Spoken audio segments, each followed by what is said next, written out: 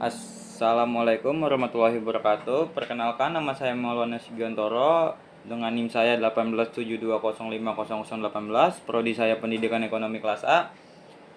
Di sini saya ingin presentasi dengan mata kuliah pengantar akuntansi dengan dosen pengampu Bu Desi Arigawati, SE, AK, MSI dari Universitas Pancasakti Bekasi.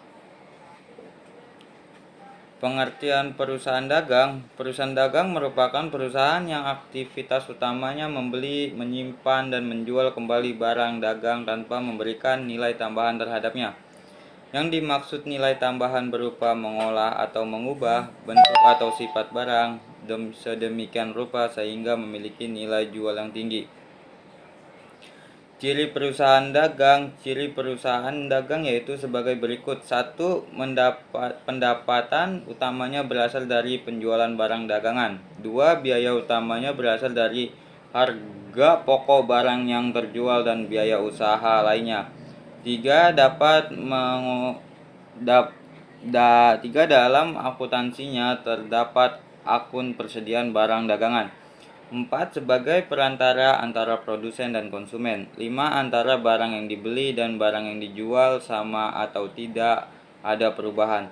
6. Tujuan utamanya mencari laba dengan cara menjual dagang dengan harga lebih tinggi dibandingkan dengan harga belinya. Jenis-jenis perusahaan dagang. Perusahaan dagang dikelompokkan menjadi dua, yaitu sebagai berikut. 1. Perusahaan dagang berdasarkan produk yang diperdayakan. Ada dua, yaitu perusahaan dagang barang produksi, perusahaan dagang barang jadi. Perusahaan dagang barang produksi suatu perusahaan yang memperdagangkan produk bahan-bahan baku yang sebagai bahan dasar dalam pembuatan produk atau alat-alat produksi untuk menghasilkan sebuah produk lain, seperti kayu gelondongan dan mesin gergaji. Perusahaan dagang barang jadi suatu perusahaan yang memperdagangkan sebuah produk final atau dalam bentuk akhir yang siap untuk dipergunakan manusia, seperti buku, sepatu, televisi, dan lain-lain. Jenis-jenis perusahaan dagang berdasarkan konsumen yang terlibat. Perusahaan dagang besar yaitu perusahaan secara langsung membeli suatu produk dari pabrik dalam jumlah yang besar. Perusahaan kemudian menjual barangnya ke sebagian pedagang dengan sebuah perantara yang volume penjualan yang cukup besar, seperti grosir. Perusahaan dagang perantara yaitu suatu perusahaan yang membeli barang dalam partai besar untuk dijual kembali ke pengeceran dalam jumlah besar, seperti subgrosir. Perusahaan dagang pengecer yaitu suatu perusahaan yang langsung berhubungan dengan konsumen. Konsumen bisa membeli secara eceran atau produk yang ditawarkan. Retailer sering kita lihat di lingkungan kita, seperti warung, kios, dan swalayan.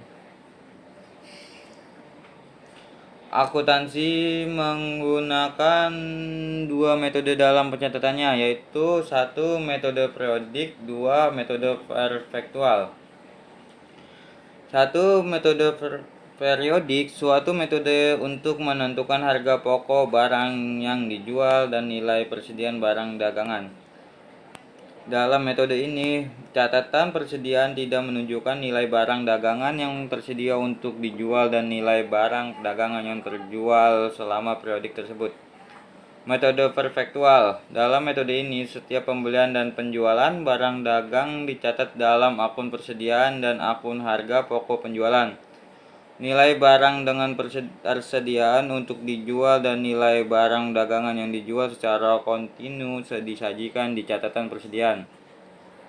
Berikut contoh pencatatan transaksi menggunakan metode periodik. Pada tanggal 1 Maret 1983, Tuan Cipto menginvestasikan modal pada perusahaan Adil yang baru saja didirikan. Modal yang disetor sebesar 1.800.000.000 merupakan uang tunai 1.500.000.000, perlengkapan kantor seharga 250 juta, dan suplen kantor yang terdiri dari kertas HPS, kertas karbon, buku kwitansi, perangko, materai, dan lain-lainnya seharga 500 juta. Selanjutnya transaksi-transaksi yang terjadi selama bulan Maret 1983 adalah sebagai berikut. Tanggal 3 dibeli barang dagangan sebanyak 300 kilo dengan harga 1.500.000. Ongkos angkut pembelian 10 juta rupiah telah dibayar. Pembelian tersebut separohnya telah dibayar tunai, sedangkan sisa dibayar secara kredit. Tanggal 6 dijual barang dagangan sebanyak 200 kg dengan harga jual setiap kilogramnya 1.750.000. Ongkos angkut penjualan dibayar 5 juta. Penjualan ini seluruhnya dibayar tunai. Pencatatan jurnal umum 1 Maret kas perlengkapan kantor yaitu 1.500.000 rupiah. Suplai kantor modalnya 250 rupiah dan modal keluarnya 1.800.000 rupiah. Menginvestasikan modal awal 50.000. 3 Maret pemberian biaya angkut 450 rupiah, utang dagang 10.000 rupiah dan 225 rupiah. Kas sisa 235.000 rupiah. Pembelian secara kredit 6 Maret kas 3 kas dan penjualan 350.000 rupiah dan biaya angkut 350 rupiah, kas 5.000, penjualan secara tunai 5.000 rupiah. Pengisian buku besar, nama akun, kas, tanggal 1 Juli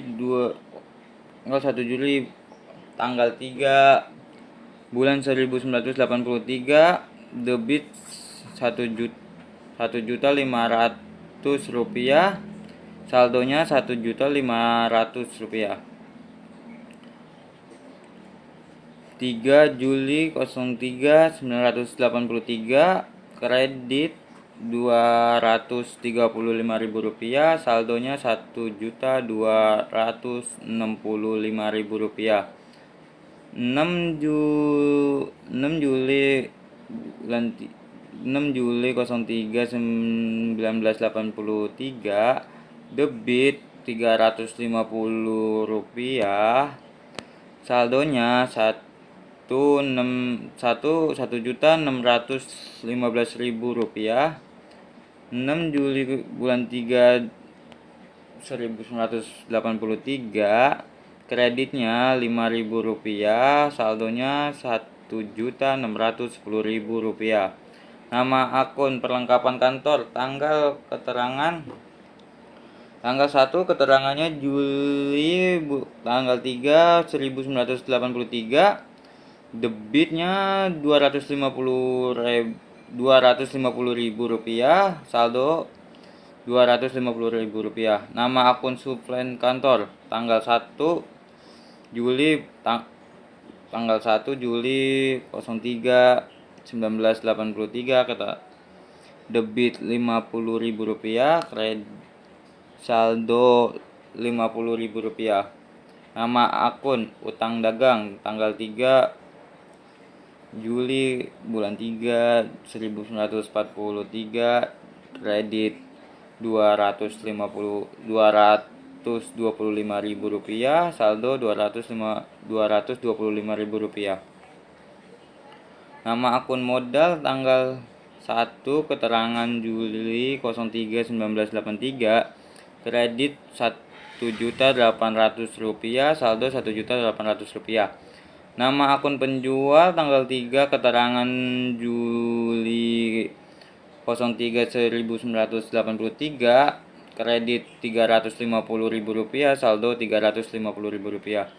Nama akun biaya angkut pembelian, tanggal 6 keterangan Juli 03 1983, debit 5.000, saldo 5.000. Nama akun pembelian tanggal 3, keterangan Juli 03/1983, debit Rp450.000, saldo Rp450.000. Nama akun biaya akun penjualan tanggal 3, keterangan Juli 03/1983, debit Rp10.000, saldo Rp10.000. Ini pengisian neraca saldo. Nama akun kas, debit Rp1.311.500, piutang dagang Rp206.000, perlengkapan Rp250.000, kantor minmi, kantor strip, soflash Rp50.000, utang dagang 0, modal 1 juta, kredit Rp1.800.000, free debit Rp15.000, penjualan kredit Rp1.175.000, Ratur penjualan Rp9.000, debit. Potongan debit Rp25.500, penjualan strip. Biaya angkut Rp8.000, debit. Penjualan strip. Pembelian debit Rp1.050.000, ratur pembelian kredit Rp37.500, potongan kredit Rp25.000, pembelian strip. Biaya angkut debit Rp15.000, pembelian strip. Biaya sewa Rp20.000, debit. Biaya gaji debit Rp50.000, biaya listrik debit Rp17.500. Dan di sini kita jumlah semuanya biar balance. Jadi balance-nya Rp3.037.500. Terima kasih telah mendengarkan presentasi saya. Apabila ada salah kata, mohon maaf. Assalamualaikum warahmatullahi wabarakatuh.